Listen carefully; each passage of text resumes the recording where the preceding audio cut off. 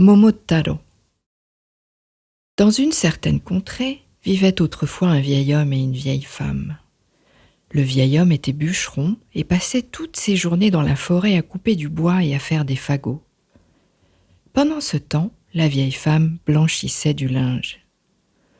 Un jour qu'elle était sur le bord de la rivière occupée à laver, son attention fut attirée par quelque chose qui passait devant elle, entraîné par le courant. C'était une pêche magnifique qu'elle ne voulut pas laisser s'échapper. S'étant donc mise à sa poursuite, elle réussit à l'atteindre et à la retirer de l'eau à l'aide d'un bâton de bambou qui se trouva là par hasard. Elle était heureuse comme une enfant de posséder cette pêche. La pensée lui était venue d'en faire présent au vieux bûcheron. Elle se hâta d'achever son ouvrage pour rentrer à la maison de meilleure heure. Il lui tardait de faire partager sa joie et son bonheur au vieillard. Elle ne fut pas déçue dans son attente, car il fut saisi d'admiration à la vue de ce fruit merveilleux.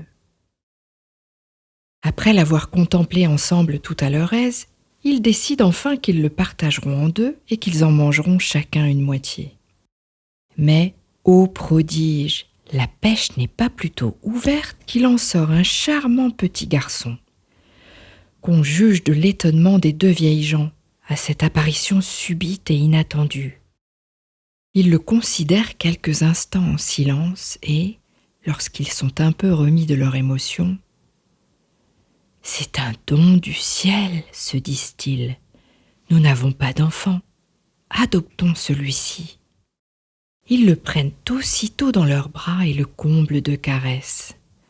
Pour rappeler son origine, ils lui donnent pour nom Momotaro, qui signifie le premier-né de la pêche, parce que dans ce pays, la pêche se dit Momo.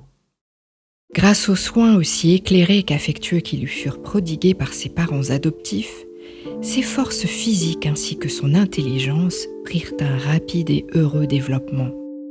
À mesure qu'il avançait en âge, il devenait plus robuste et plus entreprenant. Aussi faisait-il la joie et la consolation des deux vieillards. À quelque distance de l'endroit où il demeurait, il y avait une île appelée Onigashima, qui était habitée par des génies, possesseurs de richesses immenses. Momotaro, devenu jeune homme et comptant sur sa force herculéenne, résolut de passer dans cette île pour s'emparer des trésors qui y étaient amassés.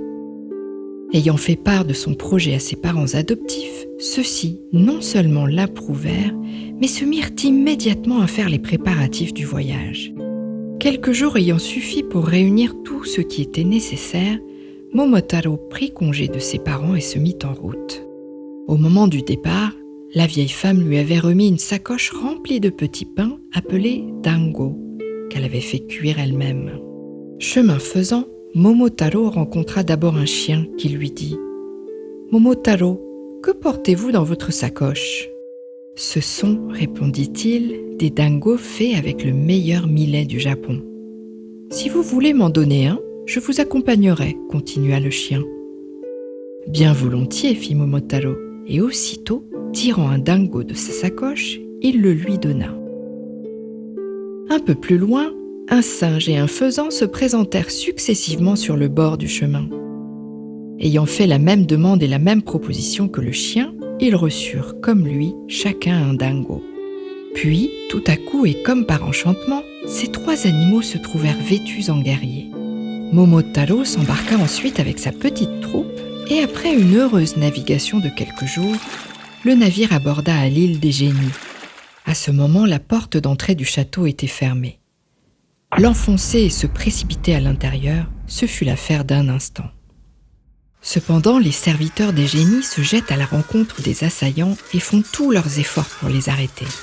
Mais, malgré leur nombre, ils sont refoulés et obligés de se retirer jusque dans le palais central. Akandoji, leur chef, s'y trouvait armé de sa lourde massue en fer, dont un seul coup était suffisant pour écraser un homme. Momotaro évita adroitement par son agilité plusieurs coups et réussit à la fin à saisir son adversaire à bras le corps. Dès lors, la lutte ne dura plus longtemps. Akandoji ne tarda pas, en effet, à être renversé par terre. où il fut garrotté si étroitement qu'il lui était impossible de faire un mouvement. Le courage et la bravoure dont Momotaro avait fait preuve dans ce combat lui avaient acquis le respect et la sympathie du chef des génies, qui se décida à lui livrer ses trésors. Sur son ordre, les serviteurs vont chercher des montagnes d'objets précieux qu'ils étalent devant le jeune vainqueur. Celui-ci fait un choix et, après avoir chargé son navire d'autant d'objets qu'il en peut contenir, il quitte l'île avec ses compagnons d'armes pour revenir chez ses parents. Momotaro témoignait par sa démarche noble et fière la satisfaction qu'il éprouvait d'avoir réalisé son projet. Mais il n'avait garde, cependant, d'oublier ce qu'il devait à ses compagnons. Il se plaisait, au contraire, à répéter que c'était à leur concours qu'il attribuait son prompt et facile succès. Grande fut la joie des deux vieillards lorsqu'ils furent rentrés, leur enfant sain et sauf chargé de richesses. Pendant plusieurs jours, ce ne furent que fêtes magnifiques, auxquelles le jeune héros convia ses parents et ses amis pour leur montrer ses trésors et leur raconter les divers incidents de sa glorieuse expédition. Par le bon usage qu'il fit de sa fortune, Momotaro eut la satisfaction de la voir s'augmenter encore. Il sut, en outre, se concilier si bien l'estime et la confiance de ses concitoyens que, à la mort de leur chef, ils l'appelèrent à l'honneur de lui succéder. Heureux Momotaro!